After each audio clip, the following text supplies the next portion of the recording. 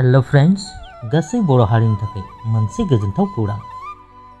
दासान्दि सोलिबाय थानाय जेडी लिटिल मास्टारनि सीजन 5 नि ग्रेन्ड फाइनालाव सोलिबाय थानाय फाइनाल श'आव जोंनि एबा बर' हारिनि आगोमा फिसा नबजित नार्जारिया थारैनो देरहासार जानो हामारबाय।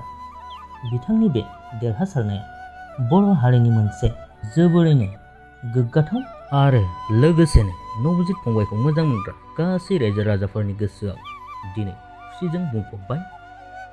लोगोसेनो बे खुसियानो जादों गासै रायजो राजाफोरनि गोब्राबै नाजाथाबनाय। बे रादाबखौ बावैसो बड'लेण्ड रादाब खौरां बिजोङाव फोसावनाय जाबाय। मानोना बड'लेण्ड रादाबनिफ्राय नबजितनि खौरां लानो थाखाय मुम्बाइसिम दंहैखायोमोन। बेनिफ्रायनो बिथांमोनहा बे खौरांखौ फोसावहरबाय। बेजों लोगोसेनो दायो मोनानि 8 रिंगायावबो नोंथांमोना नुनो मोनगोन। मोसानायजों लोगोसे रिजाल्टखौबो नुनो मोनगोन।